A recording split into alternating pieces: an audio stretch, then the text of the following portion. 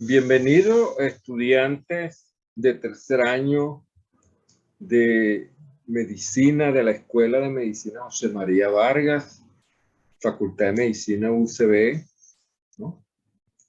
Vamos a darle continuidad a las clases de fisiopatología del sistema nervioso en la segunda clase que corresponde al sistema motor, ¿no? El sistema motor, vamos a hablar fundamentalmente es del movimiento corporal humano, del control de la motilidad y de algunas patologías, la patología más frecuente de la motilidad en humanos. El movimiento corporal humano es producido por los músculos esqueléticos y está controlado por el sistema nervioso central. Fisiológicamente hablando, ¿verdad?, el movimiento corporal se organiza en actividad motora refleja. Vamos a ver fundamentalmente el tono muscular, base de la postura, el mecanismo de integración extrapiramidal encargado de la coordinación que sirve de fondo a la actividad del sistema motor, y el sistema piramidal estimula la actividad muscular y es responsable del movimiento fino y preciso de toda actividad muscular, motora. El sistema extrapiramidal y piramidal se combinan su acción sobre unas motoneuronas inferiores para modificar e integrar. Esa palabra importantísima, integrar los impulsos voluntarios, con miras a lograr una actividad motora ordenada. La organización del movimiento, la base refleja, ¿no?, ve como base funcional el arco reflejo. El arco reflejo sabemos que está constituido por un receptor, ¿verdad? Un receptor, aquí está, lo estoy apuntando en el indicador. Un receptor, no necesariamente nociceptivo solamente, sino un receptor, ¿no? Una neurona sensitiva aferente, en este caso tiene su soma, su neurona aquí en el ganglio dorsal, en la médula. Tiene unas neuronas, vamos a decir así, receptoras o efectoras, coordinadoras, ¿no? Y tenemos entonces una neurona efectora que va al órgano efector, que puede ser músculo, glándula o cualquier otro tejido, ¿no? Nosotros vamos a ver, le dije, como ejemplo fundamental el reflejo miotático, ¿no? La participación de interneuronas en este arco reflejo y la aparición de las interneuronas, cuando intervienen interneuronas, entonces hacen este sistema, este ejemplo de arco reflejo, hacen ese arco reflejo mucho más, con más variabilidad y más versatilidad, ¿verdad? Las interneuronas pueden ser desde unas neuronitas así como está aquí graficado, o hasta tener un sistema neuronal complejo, un órgano completo que entonces tiene como efecto, ¿eh?, una comunicación, una información que va al órgano efector definitivo, que puede ser entonces glándula, músculo, o si es muy complejo puede ser hasta conductas, ¿no? El órgano base de la actividad refleja, ¿no? La actividad motora refleja es la médula espinal, ¿no? Y está allí, está estructurada toda la actividad motora de los miembros inferiores y superiores, el tronco y parte de la actividad del sistema neurovegetativo. En la médula se reconocen tres funciones principales. Una es una estación relevo de las aferencias periféricas en la posterior, entonces allí es una estación de relevo. Pues, o sea, hasta llega la neurona 1 y de ahí parte la neurona 2. 3. Contiene interneuronas y motoneuronas que controlan la actividad automática, motora refleja y motora voluntaria. Construyendo allí las motoneuronas de la vía final común. O sea, tiene allí las motoneuronas, después con la anterior, ¿eh? Tiene motoneuronas que son a la vez la convergencia de todo el sistema motor para ir luego a los efectores. Ella es la neurona efectora, ¿no? Contiene las vías ascendentes que transmiten la información periférica hacia los centros superiores, ¿ya? La cual pueden sufrir variaciones a este nivel de la médula, ¿no? Ya vamos a ver. Y las vías descendentes encargadas del control de la actividad de las interneuronas y de la ejecución del movimiento voluntario. Eso a grandes rasgos son las tres grandes funciones principales de la médula espinal. ¿Cómo se estructura funcionalmente la médula espinal? En la asta posterior hay interneuronas que reciben aferencias periféricas y centrales y de allí se originan a la vez fibras propioespinales, o sea que nacen ahí en la asta posterior, algunas de esas láminas, y van a otros niveles de la médula espinal.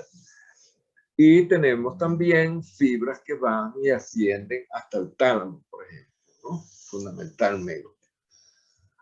Las neuronas de la zona intermedia, reciben aferencias periféricas propioceptivas del asta posterior y de vías descendentes centrales. Proyectan a las motoneuronas, que son las neuronas de la zona intermedia. Zona intermedia que está aquí. Aquí tenemos el asta posterior, aquí tenemos el asta anterior. En el asta anterior hay dos grandes grupos de neuronas. Unas son las ventromediales y otras son las dorsolaterales. Dorsolateral y las ventromediales. Entonces, todas las interneuronas de la zona intermedia juegan un rol fundamentalmente de interneurona. Entonces, así vemos nosotros interneuronas mediales, ¿no? Aquí, las que están más cerca de la parte medial de la sustancia gris de la médula espinal. Entonces, estas son las interneuronas mediales que van a hacer conexión con las motoneuronas ventromediales, que son las encargadas de innervar a los músculos axiales, los músculos del eje, ¿verdad? Los músculos del eje. Y van a los dos lados, ¿no? Se cruza y sigue en el mismo ipsilateral y contralateral, ¿no? O sea que la información que reciben los músculos axiales ¿ah? Es igual, independientemente del lado donde está el músculo y de donde provenga el estímulo. Ok, aquí está, miren. Esta interneurona medial va a inervar ipsilateralmente a los músculos axiales y contralateralmente los músculos axiales. O sea que la musculatura axial recibe la misma información independientemente de qué lado venga la información. ¿Ok? Allí tenemos entonces las interneuronas centrales.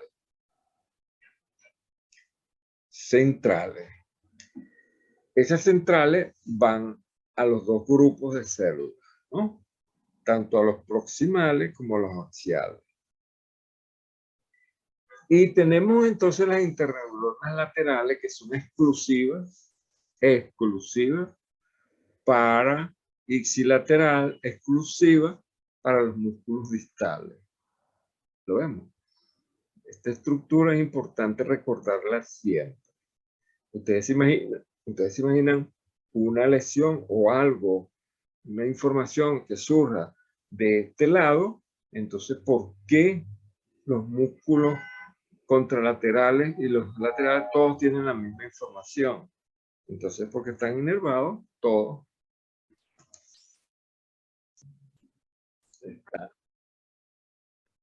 Está amenazando el internet, ¿no? Entonces les decía pues que esta estructura es útil recordarla. ¿Cómo funcionalmente está la médula influyendo, integrando toda esa información que le llega tanto de la periferia como de la parte central? Bueno, aquí la tenemos. Esta fibra IA o 1A, IA viene del ganglio dorsal. ¿Okay? Ganglio dorsal. Entonces, él viene aquí, ganglio de la raíz dorsal de la médula. Entonces viene acá y hace contacto directo con una motoneurona inferior que está aquí, ¿no?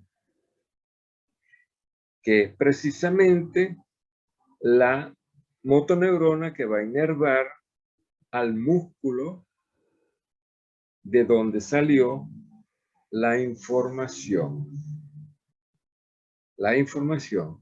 Y a los agonistas, o sea, a los que contribuyen con la acción de ese músculo. ¿Ok? También ella estimula a una interneurona pequeñita que hay aquí, de glicina. Otro dice que tiene GABA, pero tiene glicina. O sea que inhibitoria, tiene neurotransmisores inhibidores. Entonces, esta interneurona, que es la célula de Renshaw,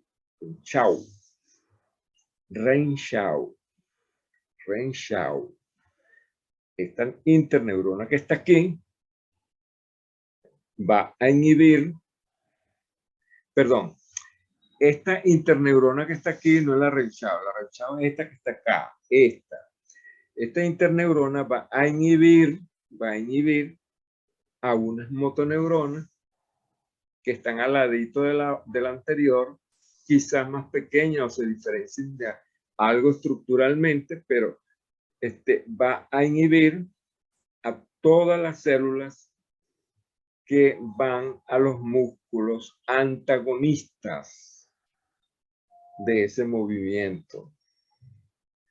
Entonces, ya de entrada les digo que esto que está aquí graficado no es más y nada menos que el reflejo miotático, que arrancó una información desde el músculo X, que tiene tal función, flexión, pónganse ustedes, flexión del antebrazo o del brazo. Aquí está. Entonces viene la información acá a esta interneurona que está aquí y a la motoneurona que está acá. Motoneurona que va a inervar al músculo de donde salió la información y a todos los que acompañan a ese músculo en esa función. ¿Ok? Entonces se contrae. Vamos a imaginarnos que se contrae. Ven la información que se contrae y se contrae, ¿no? Mientras tanto, la interneurona, ¿qué? Que es inhibitoria, ¿no? Va a inervar a todos los músculos, a todas las motoneuronas que van a los músculos antagonistas. Directo. Esto es directo aquí, el miotático, y este con una interneurona. Pero también entonces vemos que estas motoneuronas, esta motoneurona, fundamentalmente la del agonista, que es más rápida, más grande, y viene, es la alfa. Entonces esta motoneurona, que está acá inferior, además de irse a cumplir la función en el músculo de donde salió la información, va también, además de ser un efector para allá, va también a estimular a esta interneurona que está aquí, que si es la de Renshaw, ¿verdad? Que Renshaw entonces tiene glicina, tiene GABA, también tiene un neurotransmisor inhibidor que va entonces a producir una inhibición de la que inhibe.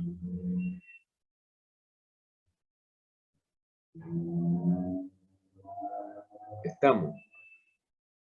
Ella lo que va a hacer es, fíjense ustedes, cuando el agonista recibe la información del reflejo miotático, aquí está, aquí ya la agonista, también entonces estimula a esta, la estimula, aquí está, la estimula a esta, que va a inhibir esta estimulación que está haciendo aquí y va también a inhibir a la misma que la estimuló. En otras palabras, está haciendo un límite, ejerciendo un límite de esta información. Está limitando este movimiento, que no se vaya a hacer reverberante. ¿Por qué? Fíjense lo siguiente. Vamos a imaginarnos que aquí el reflejo miotático fue por una contracción del músculo, que al contraerse el músculo estiró el uso neuromuscular y trae aquí la información. Trae la información. Entonces llega aquí la información, estimula aquí y sigue el efector y va para que el agonista contraiga. Siga contraído. Siga contraído. ¿Lo vemos? Si esto no se le pone límite, si esto no, este sistema no genera él mismo los límites, entonces esto se hace reverberante, ¿no? Esto es hasta el infinito entonces, ¿no? Entonces no es así. Eso no es tan libérrimo así, sino que bien tiene su control. Está, estimula la Renshaw a la vez inhibe a la motoneurona inferior primaria o alfa que la estimuló. A la vez estimula esta propagación. Estimula esto. La inhibe, perdón. Inhibe la estimulación esta que realiza la misma IA a esta interneurona. ¿Para qué? Para que este siga ejerciendo el efecto tónico inhibitorio sobre esto.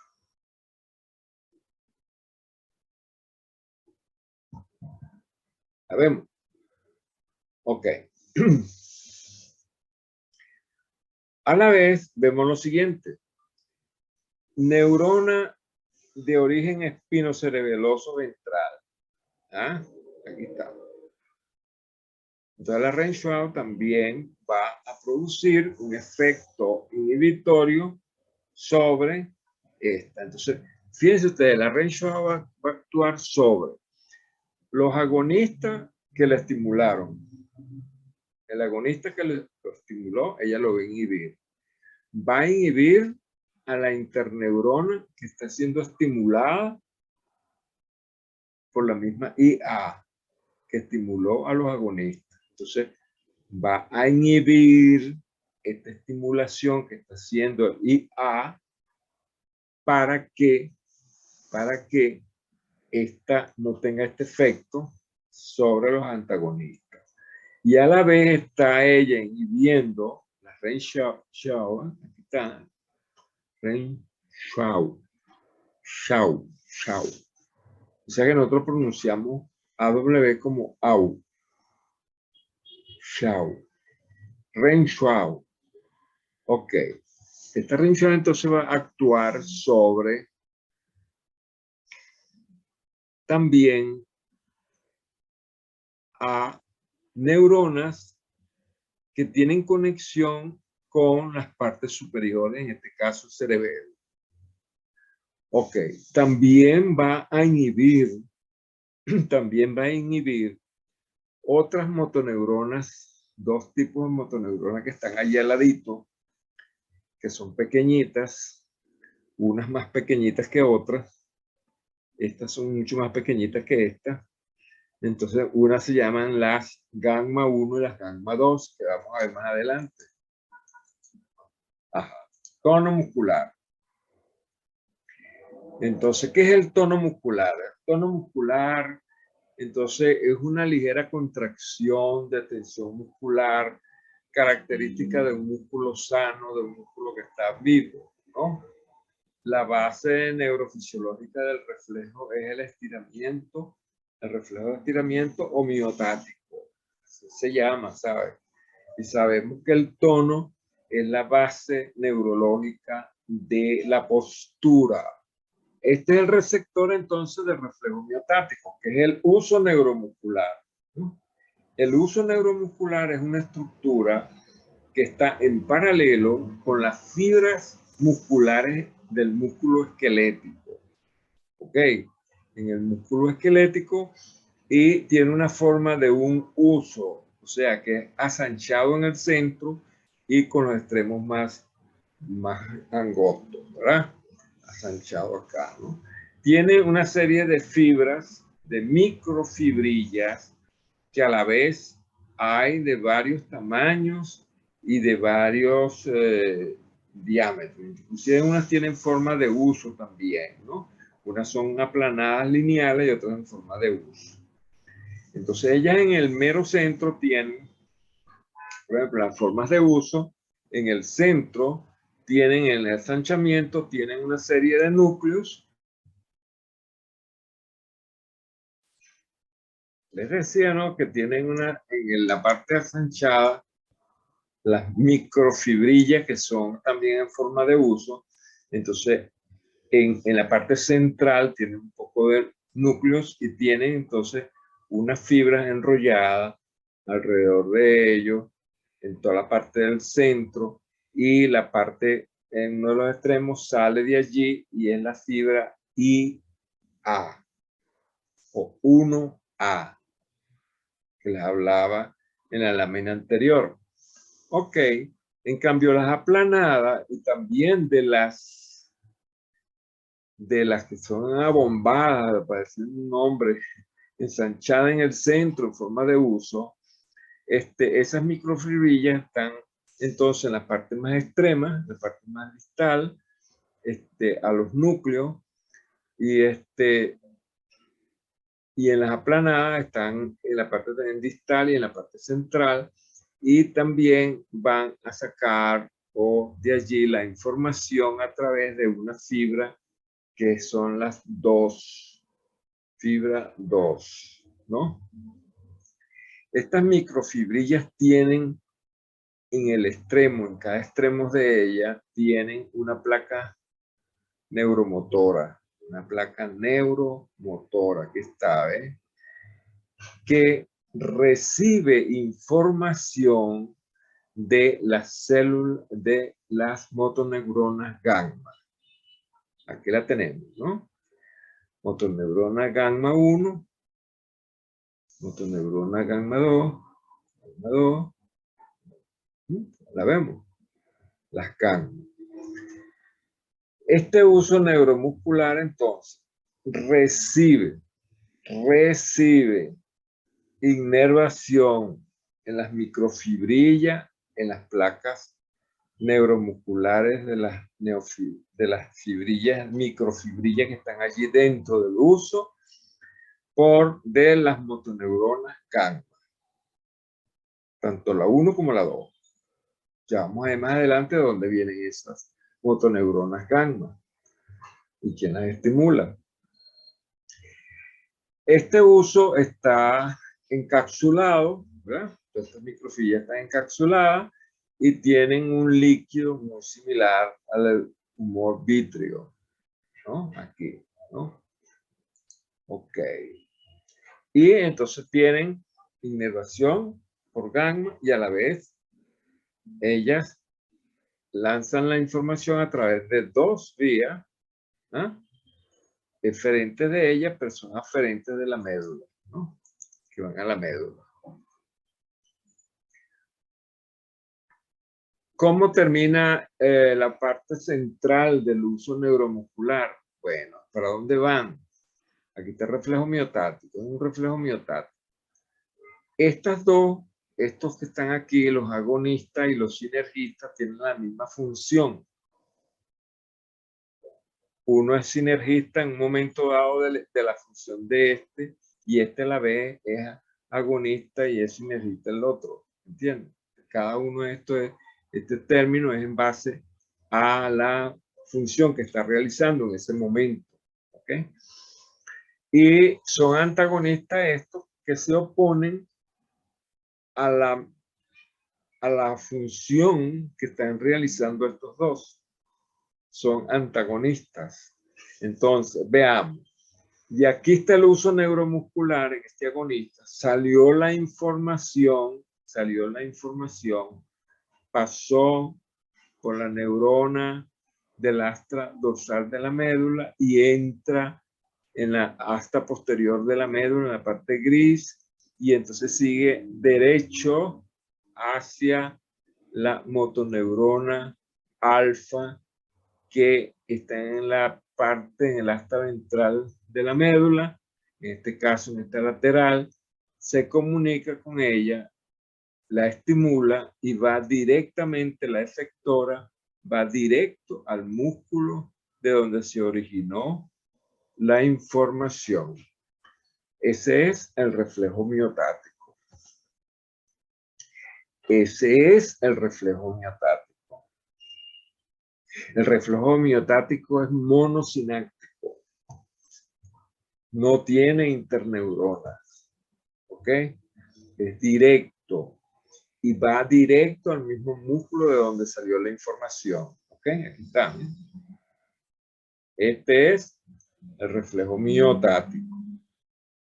Ahora, que la fibra IA o 1A también dan otra serie de comunicaciones, otra serie de información en otras áreas. Entonces aquí faltó, por ejemplo, dibujar que aquí ella hace esto. Mire, se divide para acá y se va por el asta posterior.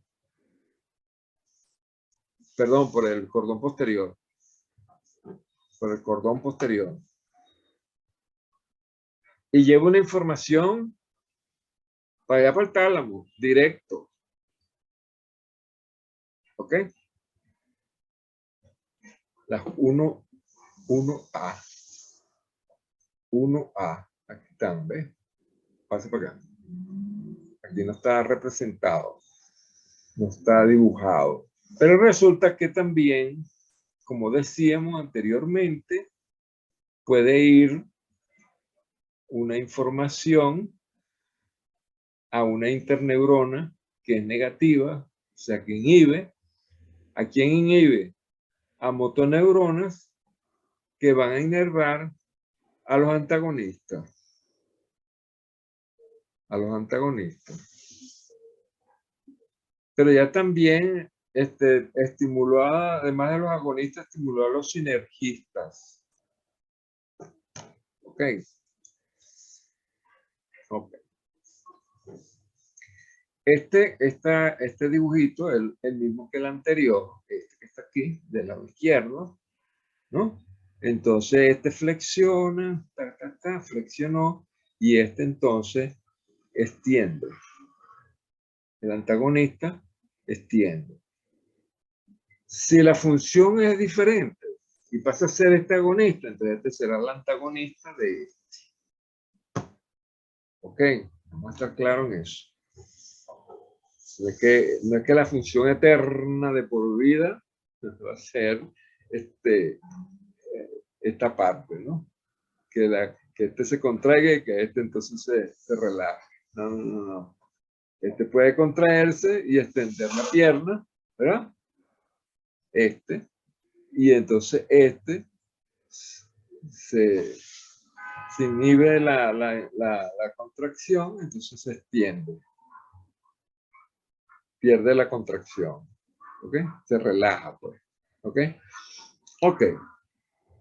Pero decíamos que en el uso neuromuscular no solamente salían las fibras 1A, sino que también salen las 2, fibras 2. ¿Qué son las fibras 2? Las fibras 2 también vienen de todas las microfibrilas del uso neuromuscular, pero vienen de la parte no tan central, sino un poco más periférica, más hacia los extremos. Y ella trae una información, ¿verdad? Trae una información, aquí la traemos, pasa por el y entra a la asta posterior de la médula, y resulta que es polisináctica. Esta que está aquí punteada, esta comunicación directa, es el miotático, y esta hasta ahora no está demostrada que la 2 influya o tenga una actividad directa en el miotático, en el reflejo miotático. Ella vemos que es polisináctico, es más lenta y entonces se mantiene. Entonces, ella va a estimular primero a unas interneuronas que son excitatorias, ¿no? Y va a mantener entonces, va a mantener la estimulación del músculo de donde salió, del agonista, ¿lo vemos?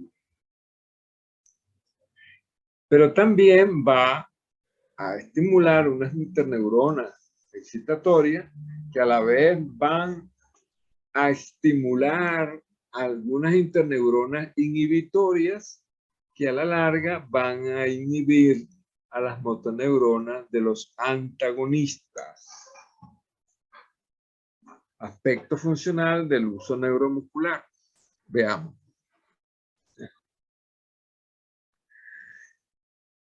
El uso neuromuscular, tenemos aquí el uso neuromuscular y dos fibras de musculatura estriada, ¿no? Entonces ellas están paralelas todas, ¿no? Están paralelas.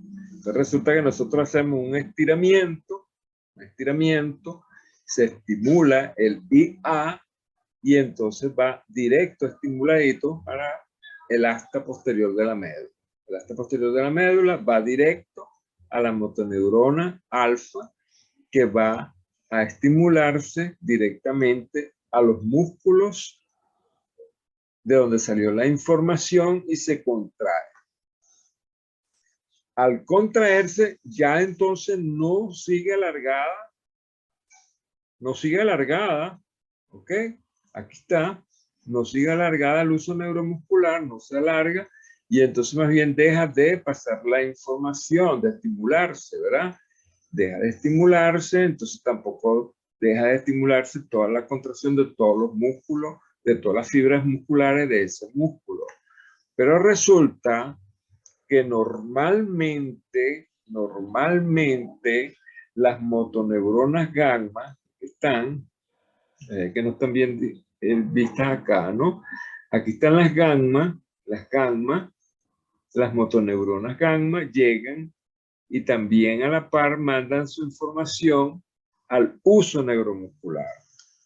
Ellas van directos al uso neuromuscular, no a las fibras musculares, sino al uso neuromuscular, a las microfibrillas que están en unas placas motoras en los extremos de esas microfibrillas. Entonces, ahí marca la información, se estimula y entonces ella se alarga y se adapta a al nuevo espacio que está aquí.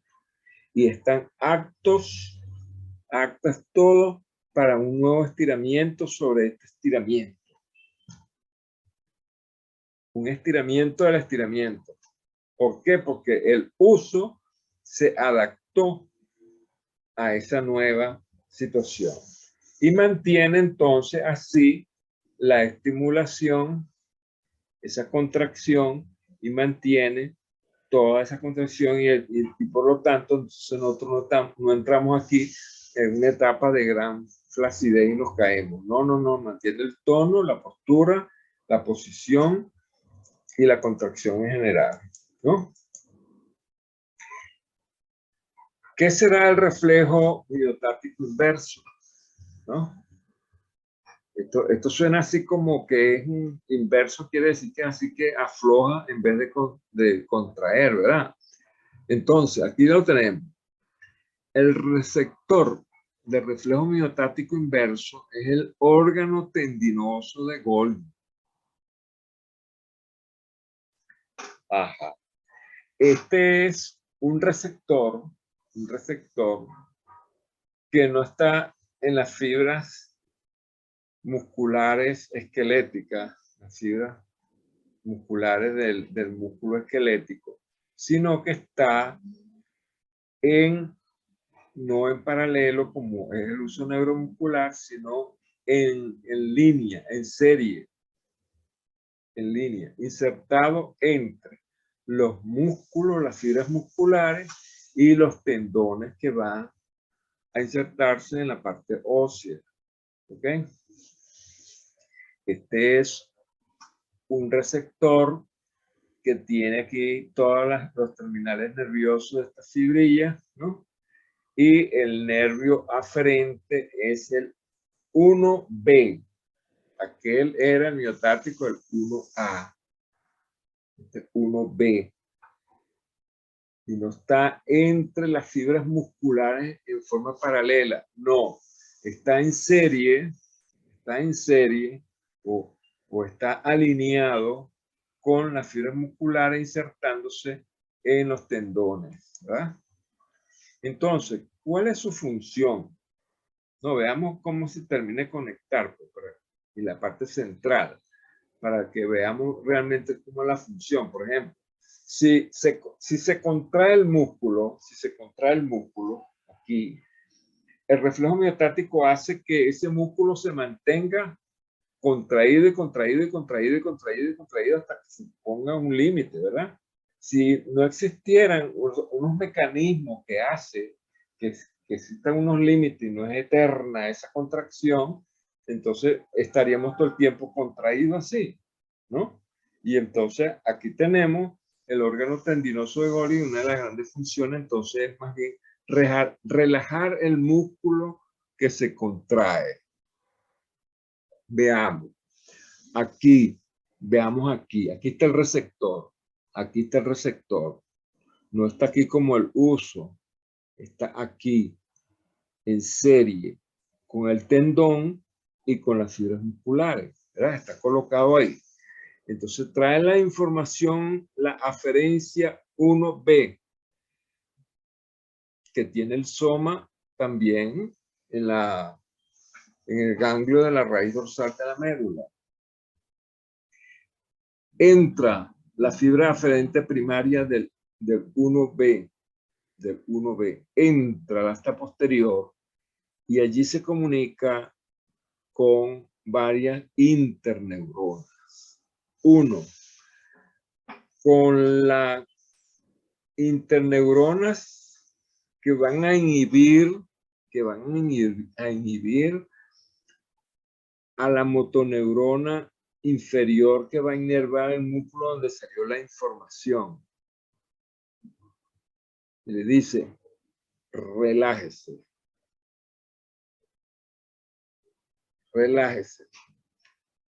Él se estimuló cuando se contrayó, cuando hay la contracción de este músculo y de su sinergista. Y su sinergista. Entonces, la información que trae, la eferencia que envía a la médula es relájese.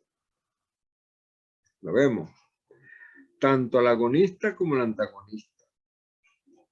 ¿Y quién estimuló estas interneuronas inhibitorias? La estimuló la misma 1B cuando entró aquí en la asta posterior. También estimuló a una excitatoria del antagonista. Extiéndase. Entonces, este se contrae. Se extiende el miembro.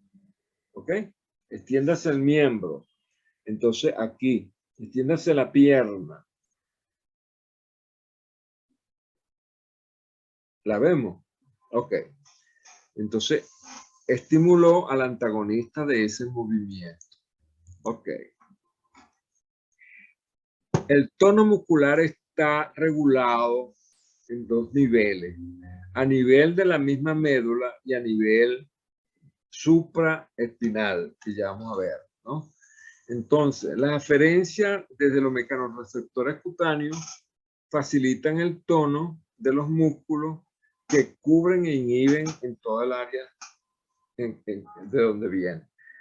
Bien, esos son mecanorreceptores entonces que están en la piel y entonces ellos mantienen el tono muscular de todos los músculos que están debajo de ellos. ¿Por qué? Porque todos esos mecanorreceptores que están ahí en la piel van también por la asta posterior y se comunican con las motoneuronas inferiores de los músculos que están debajo de la piel que ellos cubren, que están cubiertos por esta piel de donde vienen estos mecanorreceptores. Las aferencias articulares tienen una retroalimentación positiva. ¿Qué quiere decir eso? Ellas se flexionan porque se contrae el músculo.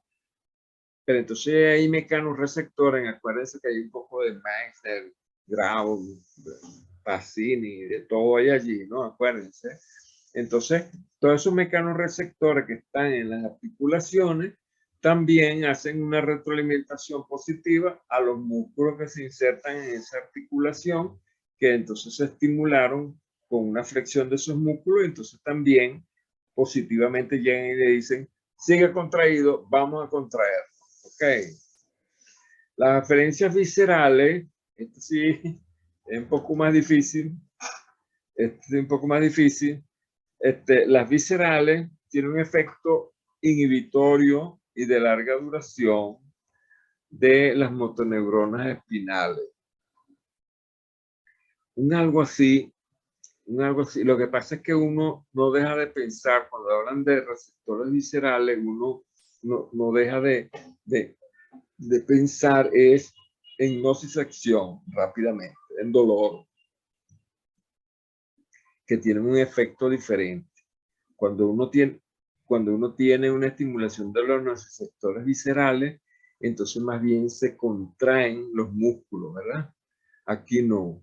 Aquí tiene un efecto más bien de relajación por los mecanorreceptores.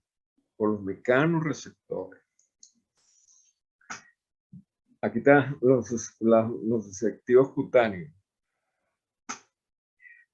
Los cutáneos, fíjense, también excitan a las motoneuronas alfa y gamma flexora. Lo vemos. ¿Qué pasa con esto? Fíjense, los nociceptores cutáneos,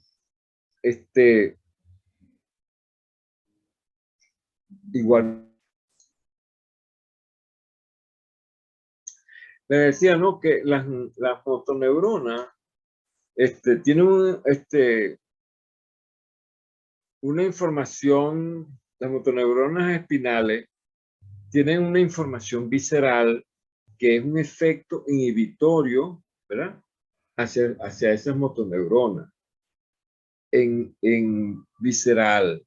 Pero aquí está hablando fundamentalmente es de mecanorreceptores viscerales. Porque cuando uno ve nociceptores viscerales, se produce una relajación igual que se producen en la piel. Pero entonces aquí los mecanorreceptores y nociceptores aferentes cutáneos de la piel, entonces van a estimular las motoneuronas alfa y las gamma flexoras. Algo así como estimulamos el nociceptor, se contrae la pierna o el miembro separándolo del estímulo doloroso, ¿no? Sobre las motoneuronas también actúan fibras intersegmentarias. Bueno, ¿qué es la regulación? Esto es lo más importante. Lo anterior es, hay, no sé, mucha información cruzada y uno no termina de cuajarla, ¿no? En la regulación, esta sí quiero que se la aprendan bien, la regulación supraespinal del tono. Veamos, aquí están comprometidas, ¿no? Están comprometidos no solamente entonces una parte de la corteza cerebral, como es la corteza motora suplementaria, ¿ah? Aquí está, suplementaria, sino que también están toda una serie de estructuras, ¿no? Una serie de estructuras que controlan a través de lo que se ha venido llamando sistema extrapiramidal. Entonces, toda esta parte del estriado, de los núcleos basales, del cerebelo, que de una u otra forma van a influir sobre el tono muscular, normalmente. Entonces, nosotros vamos a empezar de la siguiente manera. Vamos a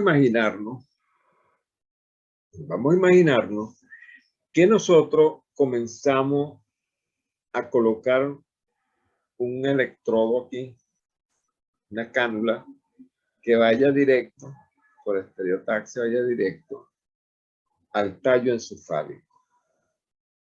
Al tallo encefálico. ¿Ah? Entonces nosotros vamos explorando el tallo encefálico, ¿no? Llega un momento en que desde arriba, desde el mesencéfalo hasta el bulbo, nosotros en una forma lateral de ambos lados, ¿no? Cada vez que nosotros estimulamos eléctricamente estimulamos esa área, ¿no? Reticular de la médula, del tallo encefálico, vamos a ver que aumenta el tono muscular. Aumenta el tono muscular. Y que hay un sector del tallo encefálico entre la protuberancia y el bulbo, en la parte ventromedial del tallo encefálico, repito, entre protuberancia y bulbo, toda esa zona. Entonces hay una zona que cada vez que la estimulamos, se inhibe el tono muscular. Entonces esas columnas desde arriba hasta abajo, desde el mesencéfalo hasta el bulbo, pasando por protuberancia, ¿verdad? La vamos a llamar zona facilitatoria del tono muscular. ¿Y quiénes hacen el efecto? ¿Quiénes llevan la información del efecto? Unas motoneuronas gamma. Motoneurona gamma. Aquí está. La vemos. ¿Y para dónde van las motoneuronas gamma? Para la placa neuromuscular de las miofibrillas del uso muscular. ¿Ok? Si facilita el tono, quiere decir entonces que estira a la miofibrilla, ¿verdad? La mantiene tensa. Tensa. Entonces cualquier estímulo, como está tensa, como la cuerdita de una guitarra, ¿verdad? Entonces usted le hace un estímulo, cualquier estímulo, y entonces inmediatamente se excita, se estimula, ¿ok? Ok. Y al contrario, entonces otra zona, decíamos, pontobulbar, que es inhibitoria del tono muscular. Cada vez que usted excita esta parte, entonces inmediatamente se produce una gran inhibición del tono y entonces hablamos de una hipotonía generalizada. ¿Ah? Hay patologías donde hay una hipotonía generalizada. Ok. Veamos entonces lo siguiente. ¿Cómo actúan cada una de estas estructuras subcorticales, ¿no? Por ejemplo, los núcleos basales, ¿no? Los núcleos basales, ganglios basales, aquí están, los núcleos basales, el estriado, por ejemplo, el neoestriado, el palioestriado, el núcleo de Luis, los núcleos están en el mesencéfalo. Todos esos son núcleos basales que conforman el sistema estriado en animales de inferior en la escala evolutiva de los seres vivos, de los mamíferos, juega un rol fundamental porque no hay el control de la corteza, sino de los núcleos basales. ¿Eh? De los ganglios basales. Está el cerebelo, que tiene múltiples funciones motoras, entre ellas también el del tono muscular, ¿no? Y entonces lo vamos a ver ahorita. Entonces, fíjense ustedes, el área motora suplementaria, área 6 de Brodmann, aquí va, tiene un efecto estimulatorio, óiganme, estimulatorio de la formación reticular inhibitoria. ¿Qué quiere decir con eso? Que tiene el mismo efecto del que nosotros colocáramos en los electrodos y entonces estimuláramos eléctricamente esa formación reticular pontobulbar, ¿verdad? Entonces, aquí está. Lo vemos, lo vemos, lo vemos, lo vemos. Tiene un efecto estimulatorio, tónico, estimulatorio en la formación inhibitoria de el tono muscular a nivel del tallo encefálico. ¿Y cuál es su eferencia? También una motoneurona gamma. Aquí la vemos. Van a las miofibrillas desde el uso neuromuscular. Unas inhiben y otras estimulan el tono muscular. ¿Ok? Ok. ¿Cuál es el efecto directo de los ganglios o de los núcleos basales? La formación reticular de la sustancia negra que es parte de esos núcleos basales, tiene la formación reticular, tiene una proyección directa GABAérgica sobre la formación reticular inhibitoria. Aquí está.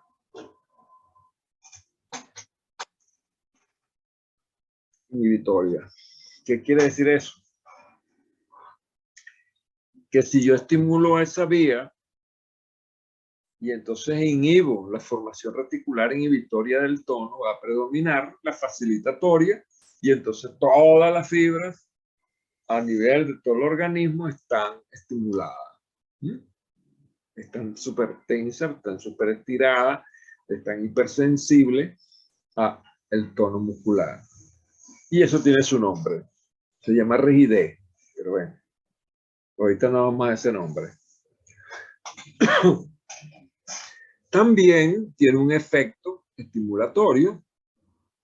Dice que es la parte de sustancia P del estriado, que va al facilitatorio del tono. ¿Okay? De todo modo, este efecto que está acá, excitatorio de los ganglios basales, es minúsculo comparado con el GABAérgico. ¿Ok? Ok. Entonces, tiene un efecto tónico inhibitorio sobre la formación reticular inhibitoria del tono muscular. Estamos hablando en este momento del control supraespinal del tono muscular. Entonces estamos viendo cada una de las estructuras del sistema nervioso central que pueden influir en el tono muscular. O que mejor dicho, controlan el tono muscular.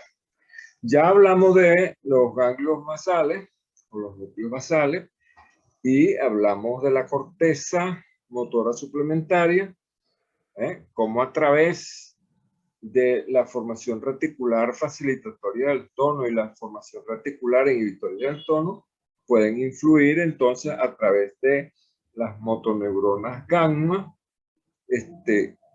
en la asta ventral o anterior de la médula y tienen conexión directa con esta formación en el tallo encefálico.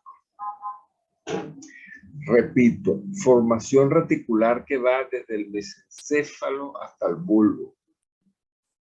Lateral, una y medial, otra. La lateral es doble y la inhibitoria del tono es una sola, la parte ventromedial. Bueno, el cerebelo es mucho más complejo, ¿no?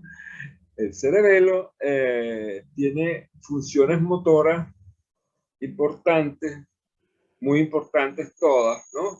Por ejemplo, la principal función motora del cerebelo es la sinergia. O sea, es esa facultad por la cual los movimientos son correctamente coordinados para la ejecución de actos que exigen una integración especial, ¿no? Ahí está el cerebelo. Fundamentalmente cuando son movimientos están implicados muchos músculos y muchas articulaciones, ¿no? Son movimientos complejos, ¿no? Entonces allí está esa coordinación, esa sinergia. O sea, mientras se contraen unos músculos, se flexionan, otros se relajan, y se extienden. Ok. También se le atribuye la memoria motora al cerebelo. Hay estudios muy importantes donde demuestran que sí, que hay áreas del cerebelo que tienen esta función.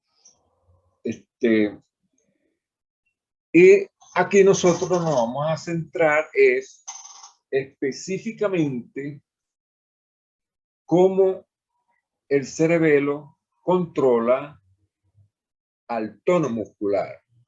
¿no? Entonces, para empezar, lo hace a través de fundamentalmente las formaciones reticulares facilitatorias e inhibitorias del tono del tallo encefálico y también a través de los núcleos vestibulares, fundamentalmente el lateral, vestibular lateral, que el núcleo está en el tallo también, está a nivel del bulbo, y es de alguna manera controlado. Ese sí no es neuronas gamma, sino alfa tónicas. Alfa tónica. Aquí tenemos alfa. ¿Ok? Pero yo le tengo unos dibujitos más importantes de esto, que son estos que están aquí, ¿no? Regulación del tono por el cerebelo. Entonces, hay dos áreas fundamentales, ¿no? Dos áreas fundamentales del cerebelo que tienen que ver con el tono muscular, que son el paliocerebelo y el neocerebelo. El paliocerebelo, o mejor dicho, todo el cerebelo, la parte de las cortezas, tienen neuronas de proyección a los núcleos que están en el centro del cerebelo, ¿no? Y esas neuronas de proyección de la corteza del cerebelo tienen neurotransmisores inhibitorios, neurotransmisores que inhiben a esos núcleos del centro.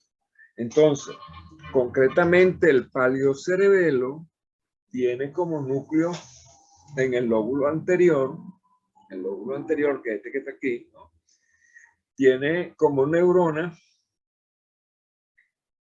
unas neuronas que van a inhibir y van a tener conexión, es con el núcleo fastigio. Aquí está, núcleo fastigio.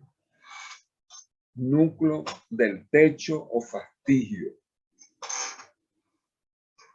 Bueno, entonces ella tiene un efecto tónico inhibitorio permanente sobre este núcleo, que si no tiene neurotransmisor que va a inhibir nada, sino que más bien es excitante, ¿no? Entonces vemos que si se produce alguna lesión o congelamiento, o hay una lesión ocupante de espacio en ese espacio tan chiquito llamada fosa posterior, ¿verdad? Y entonces comprime a la corteza del palio cerebelo, ¿no? El lóbulo anterior. Si lo comprime, entonces esta neurona deja de funcionar y tener su efecto tónico inhibitorio sobre el núcleo fastigio. Entonces el núcleo fastigio se dispara, ¿no? Y va a estimular, ahora sí, va a estimular, ¿ya? A la formación reticular facilitatoria del tono, que es esta que está aquí, el número 4, y va a estimular al núcleo lateral del vestíbulo. Entonces, por la vía alfa y por la vía gamma, va a estar estimulando el núcleo fastigio al tono muscular. Perdón. Perdón. También tiene conexión directa con los laterales, lo mantiene inhibido. Y si está lesionada y no puede hacer esta inhibición, entonces ella también se dispara. Encima de eso es estimulada por el núcleo fastigio.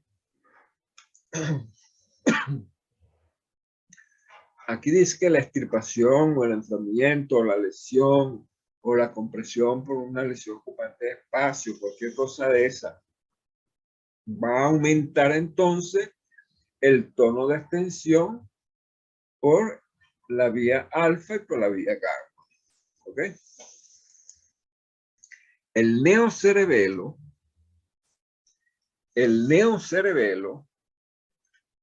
aquí está. También su corteza tiene neuronas que van a inervar, van a hacer conexión con los núcleos del centro del cerebelo, en este caso el núcleo dentado. Núcleo dentado, aquí está. Pero resulta que normalmente el núcleo dentado produce inhibición sobre la formación reticular facilitatoria del tono. Aquí está. Gamma extensora o gamma 2. Hay muchas nominaciones, entonces hay que estar muy pendiente de eso, ¿no?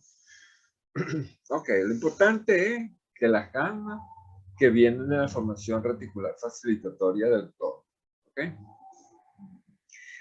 Si nosotros tenemos una lesión ocupante de espacio aquí que produce una hipertensión en la fosa posterior y que me comprime la corteza del neocerebelo, la corteza del neocerebelo que es amplia, ¿no? Amplia, la comprime, entonces se produce una lesión y falta de liberación del neurotransmisor que inhibe al núcleo dentado. Si el núcleo dentado no está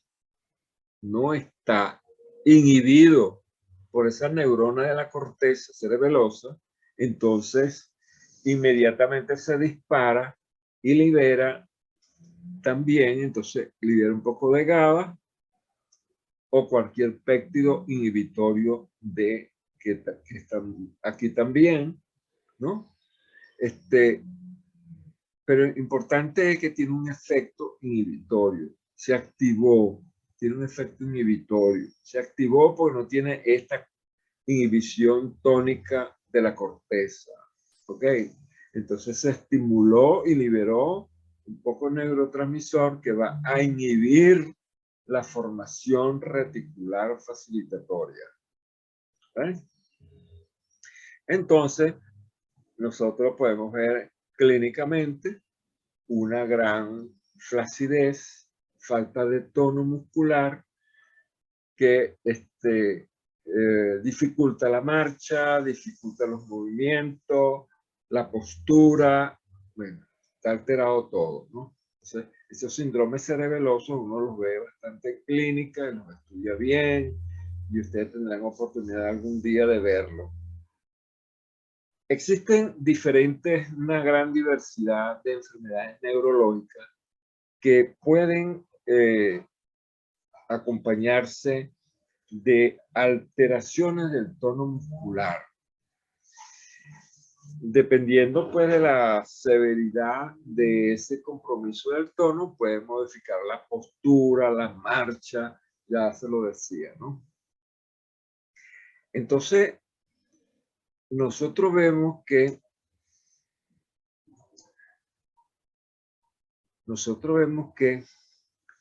en general el tono muscular puede aumentar o puede disminuir. Entonces hablamos de hipertonía y hablamos de hipotonía. Un síndrome cerebeloso que tiene hipotonía o tiene hipertonía. ¿Ok? Bueno, entonces, en la segunda, la hipertonía, aquí está, hipertonía, ¿no? En la hipertonía, nosotros vamos a ver que el tono muscular está aumentado fundamentalmente en los músculos extensores. Pensemos en este instante en el miembro inferior extendido en una hemiplegia. ¿Lo vemos? Ok. En una hemiplegia está aumentado el tono muscular de los músculos extensores. Lo que pasa es que nosotros somos unos animalitos, ¿verdad?, de 4 patas que nos pusimos en posición erecta, ¿no? Y entonces los miembros tomaron unas características, pero a nivel de la médula sigue siendo igual, ¿no? Los músculos extensores en el miembro superior se manifiestan por una flexión del miembro, aquí, ¿la vemos? La flexión de la mano a nivel de la muñeca y a nivel del codo, ¿no? El miembro superior. Y esos son los músculos extensores que le aumentó el tono. Nos enredamos bastante. Por eso que cuando la literatura está hablando así de extensores y de estos trabajos, este trabajo seguro que no fue hecho en humano. ¿Sí? Ese es todo lo... Y está sacado de una revista que no es del trabajo de humano, ¿no? Entonces, claro, es fácil verlo así, con un animalito de 4 patas, donde los extensores, tanto los anteriores como los posteriores, son extensión, ¿no? Entonces aquí lo que está haciendo esta indicación es, esto es lo que está indicando aquí, es que toda la comunicación que viene del tallo encefálico a la médula espinal llega al sector de las motoneuronas extensoras de los miembros. Ok, estamos. Ok. Extensora. En cambio, la hipertonía, cuando se realiza en ambas masas o aglomerados de motoneuronas inferiores que van a los extensores y a los flexores de los miembros, produce lo que se llama una rigidez. En el anterior decíamos que solamente estaba alterada el tono muscular, había un aumento del tono muscular en el conglomerado de motoneuronas inferiores que van a los músculos extensores de los miembros. Y que eso lo llamamos nosotros espasticidad, ¿no? Clínicamente hablando. Espasticidad y rigidez, ¿ok? Allí está aumentado, entonces, la facilitatoria del tono, ¿verdad? Ya de entrada podemos decir que aquí, en esta gráfica, la facilitatoria del tono tiene que ver aquí con la gamma 1 y con la alfa tónica. Ok. Si está aumentada la actividad, si está aumentada esa actividad de esas motoneuronas, entonces el umbral para los reflejos tendinosos están disminuidos. Vamos a ver. ¿Para dónde van las gammas? Las gammas van a las motoneuronas gamma y en este caso van a facilitar el tono. Quiere decir que la fibra gamma que va hacia el uso neuromuscular, en la placa motora que está a los extremos de la microfibrilla, se van a contraer y van a alargar, a estirar, a mantener tensa a esa microfibrilla. En otras palabras, el uso neuromuscular se vuelve hipersensible a cualquier estiramiento o cualquier estímulo. Eso es idéntico como una cuerda de una guitarra. Si usted la pone bien tensa, bástese que usted medio roce la cuerda para que el sonido sea exquisito, ¿verdad? Asimismo, es el reflejo tendinoso. El reflejo osteotendinoso nosotros cuando damos con el martillo, lo que estamos haciendo es estirando el músculo. El músculo que se inserta a través de ese tendón en la articulación. Entonces nosotros, óigame bien, nosotros estamos haciendo un alargamiento con el martillo. Y la fibrita está súper tensa. ¿Ah? Está súper tensa. Entonces, aquí dice, el umbral de reflejo osteotendinoso está disminuido. Ajá, disminuido el umbral de estímulo. O sea, que con cualquier martillazo así, hasta con el mismo dedo, usted le hace así en el tendón y entonces tiene una hiperreflexia. ¿Ok? Y tiene clonus. Clonus es que si usted mantiene, por ejemplo, la rótula o la mano en dorsoflexión aquí, ¿no? Entonces, usted lo mantiene estirado, entonces va haciendo contracciones de flexión, ¿verdad? De flexión repetitiva mientras permanezca el estiramiento, el alargamiento, ¿verdad? Si usted quita, ya se queda tranquilo, ¿verdad? ¿Okay? Eso no sucede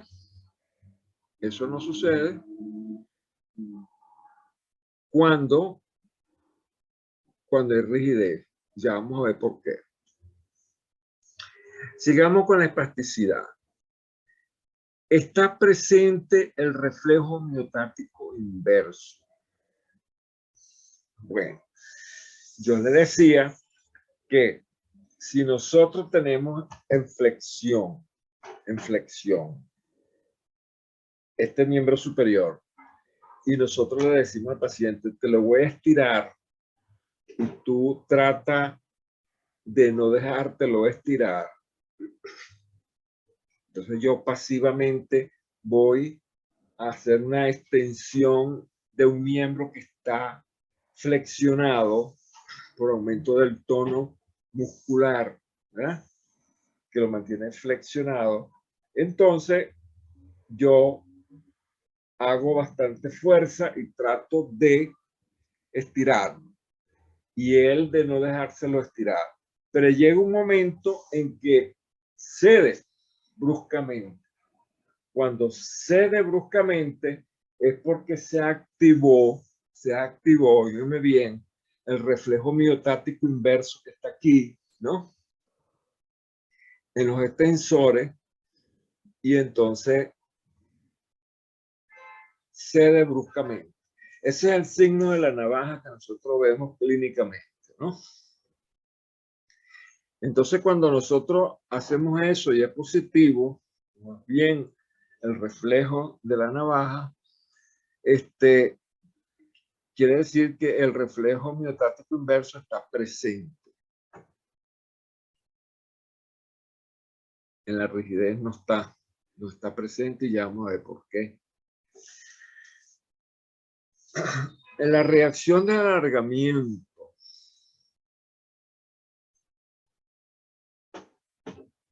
bueno,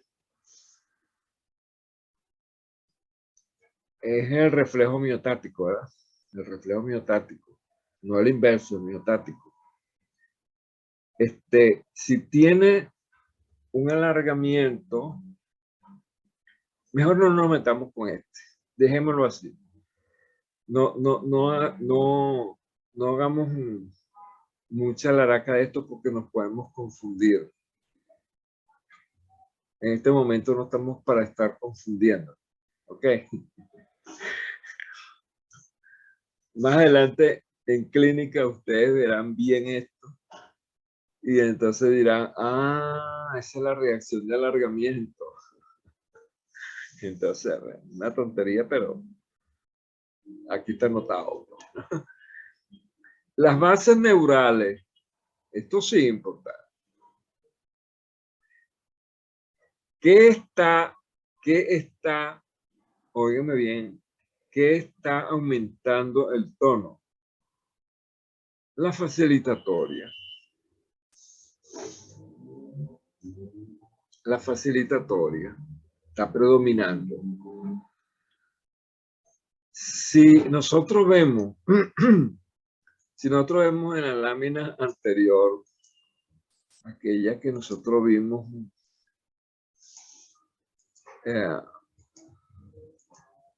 esta,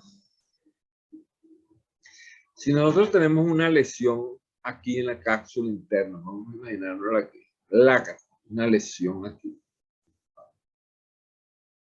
Aquí donde tengo tenemos una lesión ahí, ¿no? Una isquemia en la cápsula interna. Entonces resulta que todas las fibras que vienen de la corteza motora suplementaria, ¿no? Que vienen por aquí, que van normalmente a estimular la formación reticular inhibitoria, están ausentes, están ausentes. Entonces, pierde intensidad inhibitoria esa formación reticular, porque no está siendo estimulada por la corteza. ¿La vemos? Bueno, entonces predomina esta facilitatoria del tono muscular.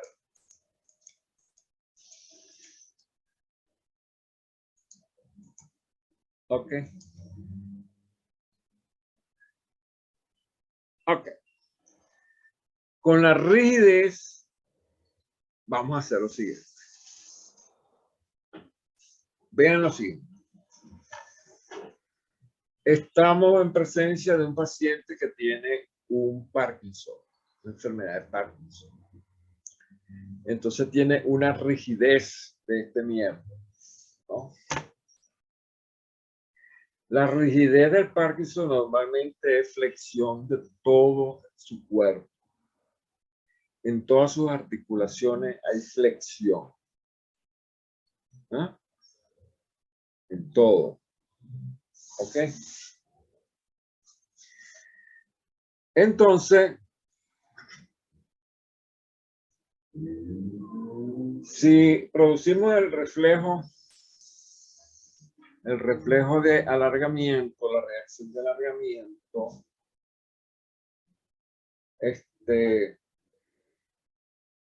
se queda inmóvil. Se queda inmóvil. O sea, si nosotros flexionamos aún más, no cede. O sea, activamos más el miotático y queremos que nada.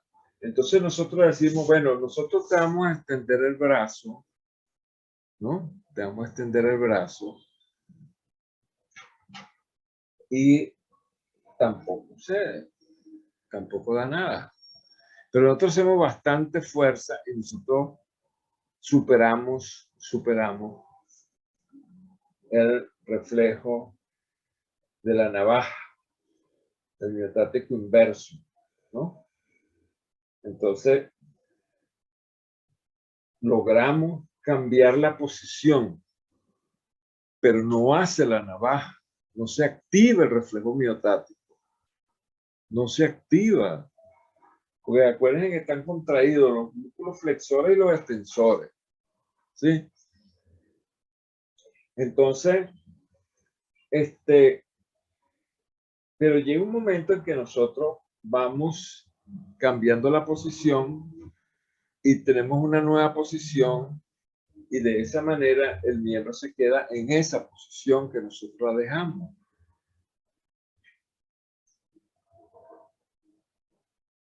Veámoslo de una forma más rápida. Entonces, este signo de la rueda dentada significa que el reflejo miotático inverso está ausente, no es positivo, no responde.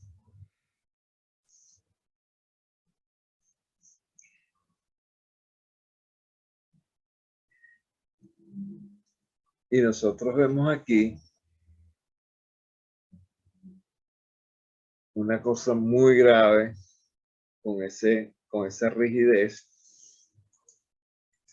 Volvamos a nuestra gráfica anterior.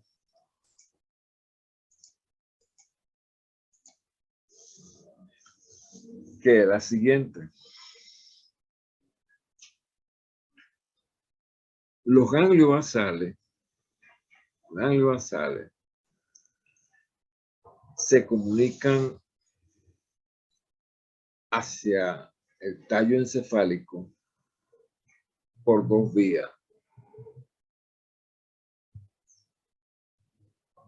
Un 96% de las neuronas son GABAérgicas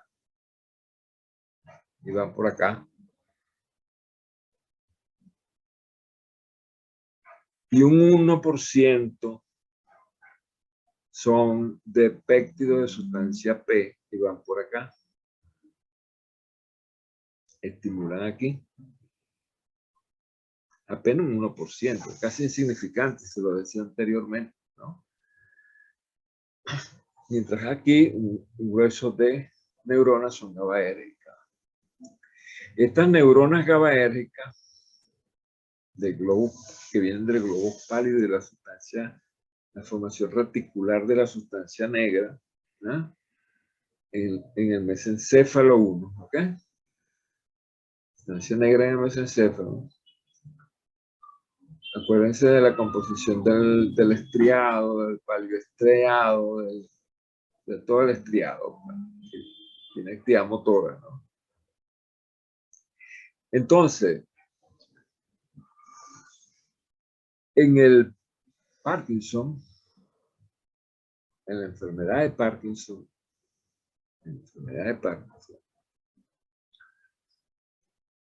va a predominar que este GABA inhiba aún más esta formación reticular.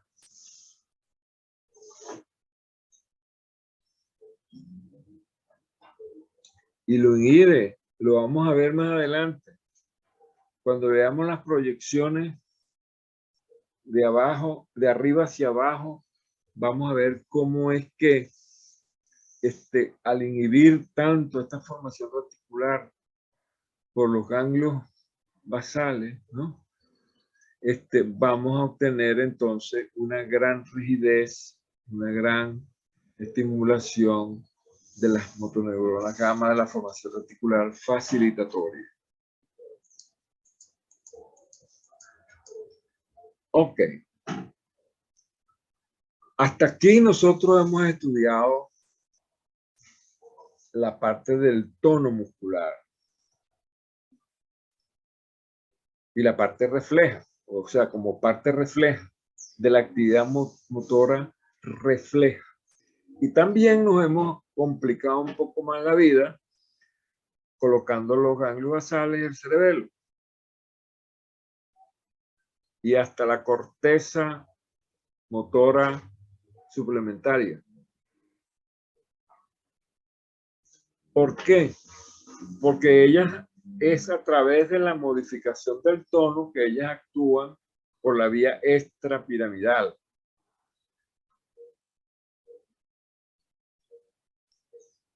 Acuérdense que la vía extrapiramidal se origina